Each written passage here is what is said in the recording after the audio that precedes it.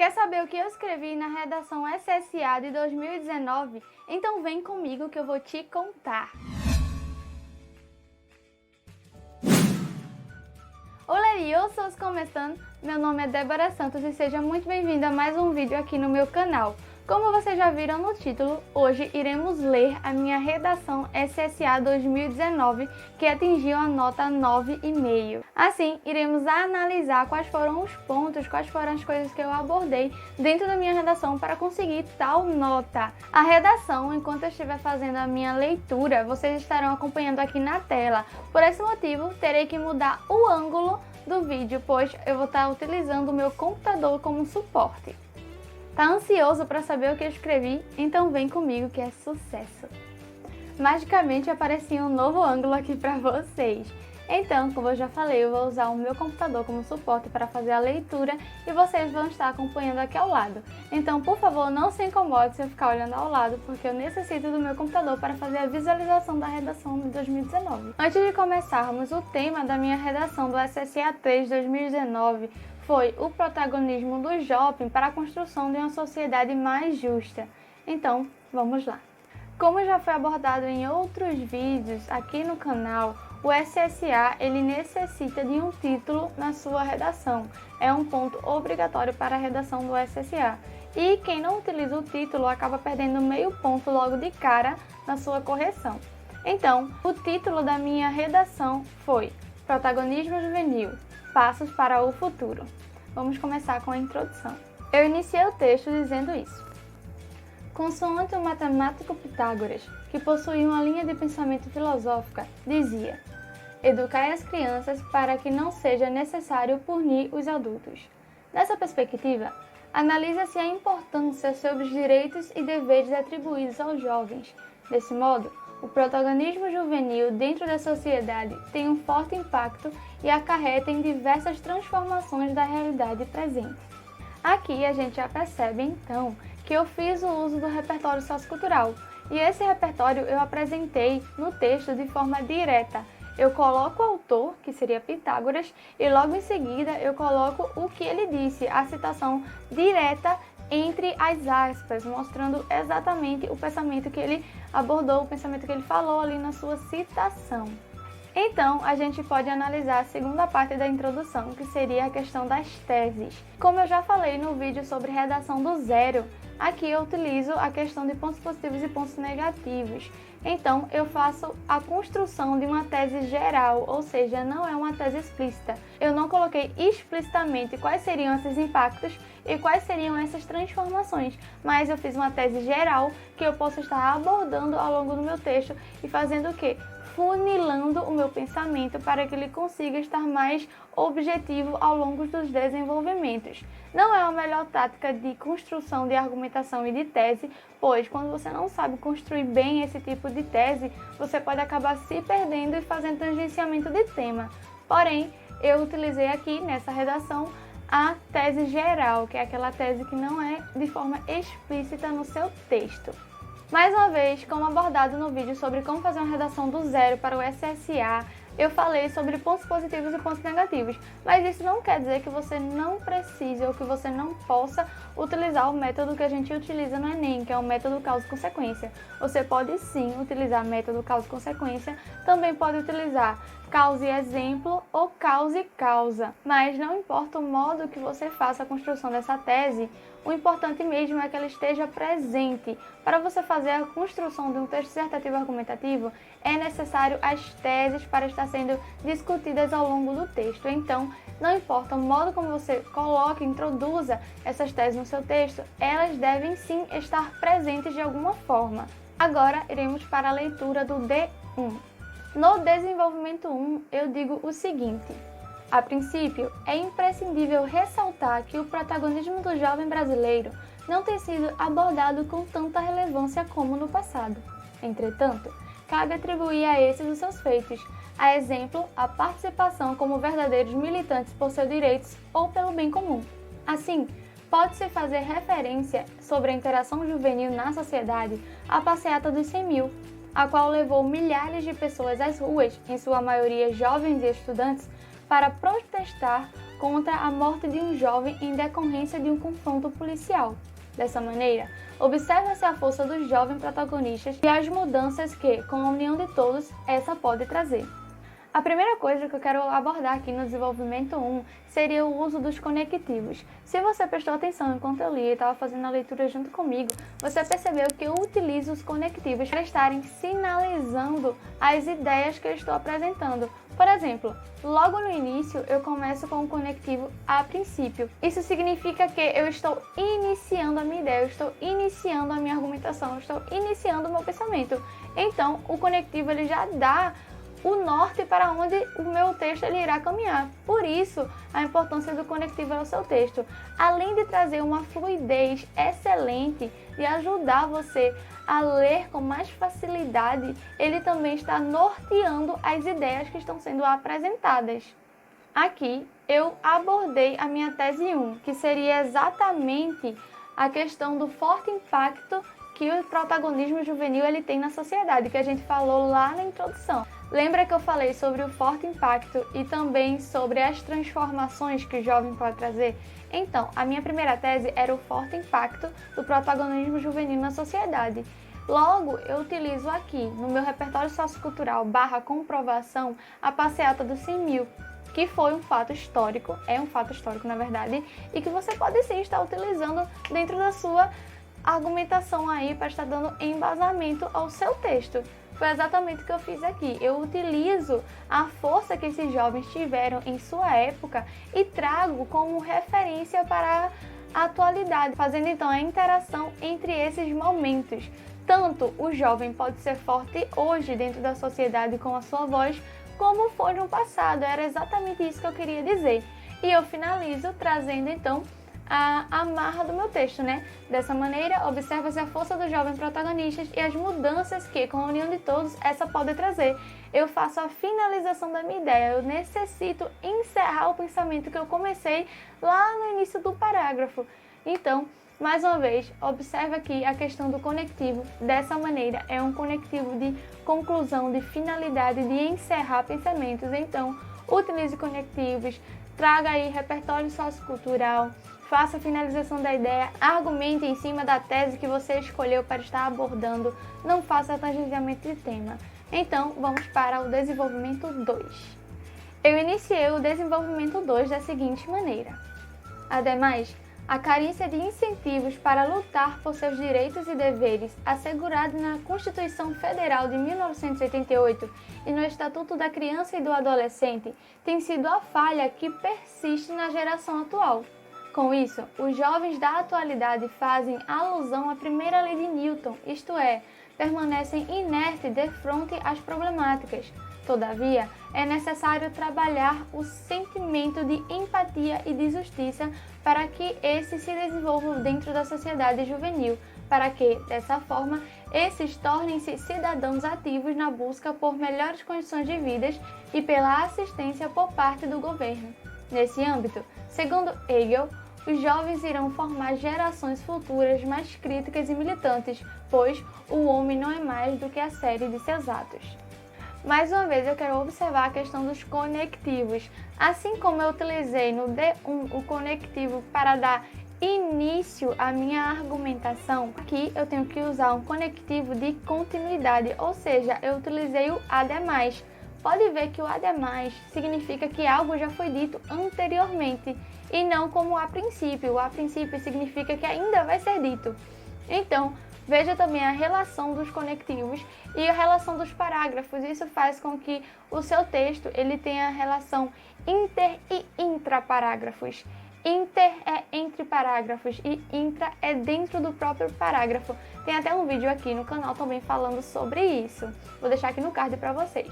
Então, podemos perceber mais uma vez a importância do uso conectivo, o uso correto do conectivo de forma correta, ou seja, utilizando o mesmo da maneira certa. Se você quer trazer o sentido de finalidade, então use o conectivo correto. Quer trazer a ideia de início de pensamento?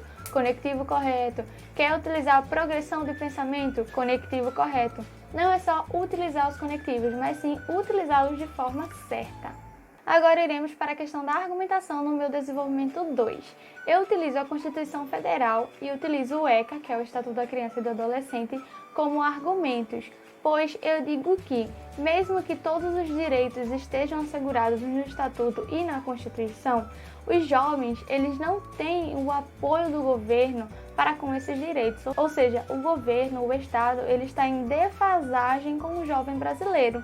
Então, ele sente a carência de incentivos, ele sente a carência desse direito, ele sente a carência, ou seja, o que seria carência nessa questão? Seria a necessidade de estar lutando para que esses direitos sejam sim empregados, sejam sim realizados para eles. Em seguida, eu digo que o jovem, ele faz atualmente alusão à lei de Newton, porque mesmo que ele sinta a necessidade, sinta essa carência, ele não faz nada para mudar. Então esse seria um ponto negativo do jovem brasileiro na sociedade. Lembra que eu falei sobre ponto positivo e ponto negativo? Então é exatamente isso. No meu D1 eu falo sobre o ponto positivo, que é o impacto que o jovem tem na sociedade quando os mesmos estão unidos. Porém, no meu D2, eu trago então um ponto negativo, que seria a inércia social que o jovem atualmente tem na sociedade. Ou seja, ele não está tendo apoio, ele não está tendo incentivo para estar mudando o cenário ao qual estão vivendo. Então, essa seria exatamente a questão da alusão à lei de Newton, que seria a inércia. Quando um corpo tende a permanecer em repouso, seria exatamente isso. Como o jovem ele não tem incentivo, como o jovem sente essa carência, como o jovem não tem apoio, ele não tem por que lutar, não tem por que fazer a diferença. Então ele permanece inerte, porque não há nenhuma força que haja sobre ele para que ele consiga fazer tais mudanças dentro da sociedade. E por fim, eu faço uso aqui de um repertório sociocultural como finalização. Eu utilizo Hegel e a sua frase para estar finalizando o meu parágrafo. Não foi o melhor método que eu poderia ter escolhido, poderia ter feito outro tipo de finalização, mas foi o que eu utilizei. Por que, Débora, não seria o melhor método? Porque, como já tratamos em outros vídeos, o repertório sociocultural sempre tem que ser legitimado, pertinente e produtivo. Apesar de ser questões tratadas no Enem, no SSA não é diferente. O seu repertório sociocultural também deve abordar esses pontos. Então, eu utilizei aqui um repertório legitimado e pertinente. Querendo ou não, fala sobre os atos do homem dentro da sociedade, porém ele não foi totalmente produtivo e isso acaba prejudicando o seu texto. Por exemplo, eu poderia ter utilizado a finalização normal, no caso a questão da finalização geral, que é dizer, então, nesse âmbito, espera-se que o quadro atual mude, nesse âmbito, espera-se alterações da realidade. Isso seria uma finalização geral ali, você está terminando essa ideia de forma simples, mas não é porque eu utilizei a finalização dessa forma que está errado. Não está errado, porém não é o mais adequado, pois você deve estar entrelaçando a sua argumentação com o seu repertório. E eu tentei fazer isso no início da finalização. Nesse âmbito, segundo Hegel, os jovens irão formar gerações futuras mais críticas e militantes. Ou seja, eu tento dar embasamento ao meu repertório, tento fazer com que ele se torne produtivo utilizando esse argumento anterior que eu acabei de ler. E depois eu coloco, pois o homem não é mais do que a série dos seus atos. Então, mesmo eu tendo um repertório legitimado e pertinente, ele não foi totalmente produtivo. Nesse caso, se eu tivesse colocado apenas, nesse âmbito, segundo Hegel, o homem não é mais do que a série dos seus atos, o meu repertório sociocultural aqui, ele seria legitimado e pertinente, porém não seria produtivo. Mas como eu utilizo de um argumento antes, eu tento dar o embasamento, eu tento dar a produtividade para o meu repertório sociocultural. Então, ele não se torna nulo. Então, o meu repertório sociocultural aqui não se tornou algo inválido, porém não está totalmente adequado ao que deveria ser feito. Poderia ter utilizado de outra forma? Poderia, porém não está errado. Mas não é comum utilizar esse tipo de repertório que a sua produção seja mínima diante do desenvolvimento. E para finalizar, vamos para a conclusão. Nesse caso, como já abordamos em outros vídeos, a conclusão ela não necessita ter todas aquelas coisas que a gente já tratou em outros vídeos. Agente, ação, efeito, mas ela pode sim também ser feita dessa forma. É uma possibilidade, é uma maneira de fazer, porém não é obrigatória como no Enem. Aqui você pode fazer um resumo geral, você pode fazer uma reconstrução da introdução, mas lembrando que, apesar de não necessitar todos os aspectos que são obrigatórios no Enem, você também deve estar inserido de forma implícita como agente interventor, pois no SSA a redação, o tema é sociofilosófico, a proposta temática é sociofilosófica. Então você deve estar sendo introduzido de forma implícita na sua conclusão, independentemente do modo como você irá construí-la. Então vamos para a última parte da minha redação. Eu digo o seguinte: portanto, a participação na militância e a falta de motivação para com essa são fatores do tema abordado. Logo, espera-se que haja transformações no quadro atual do protagonismo juvenil, iniciando-se dentro dos lares brasileiros através da educação dos pais para com seus filhos, pois não se deve deixar um Brasil melhor para os brasileiros, mas sim brasileiros melhores para o Brasil. Por fim, os resultados esperados devem fazer jus ao pensamento de Milton Santos, que aborda: o mundo não é formado apenas pelo que já existe, mas pelo que pode efetivamente existir. Aqui então percebemos que eu faço um resumo geral do que eu apresentei ao longo do meu texto, mas utilizando então a família como agente interventor. Então eu falo assim, que começa, inicia-se dentro dos lares brasileiros, ou seja, as transformações elas devem começar do pequeno ao grande. Por isso que eu digo que não é necessário deixar um Brasil melhor para os brasileiros, e sim deixar brasileiros melhores para o Brasil, porque as transformações, antes de mais nada, devem estar no interior da pessoa, deve começar por você e depois expandir-se para outras pessoas. É exatamente isso que eu quero dizer nessa parte. E eu termino com os resultados esperados, dizendo que o mundo não é formado pelo que já existe, mas pelo que pode efetivamente existir, que é o pensamento de Milton Santos, ou seja, que a partir das transformações, o mundo ele também irá ser formado por essas outras coisas que estão a surgir. Então é dever das pessoas, é dever da família, por isso que eu falo de lares, é dever da família, é dever do jovem estar então fazendo essas alterações, essas pequenas mudanças para estar melhorando o mundo e melhorando o Brasil que já existe, está aperfeiçoando esse Brasil, essa sociedade, essa questão e o convívio social entre as pessoas. Então é exatamente isso que eu quero falar na minha conclusão. E por fim, acabamos a análise da minha conclusão do SSA 2019 com nota 9,5. Eu escrevi apenas 26 linhas, eu não escrevi as 30 completas, mas aqui podemos perceber que não é número, é argumentação, é o uso correto de conectivos, de regras gramaticais, é todo um conjunto que irá formar a sua nota.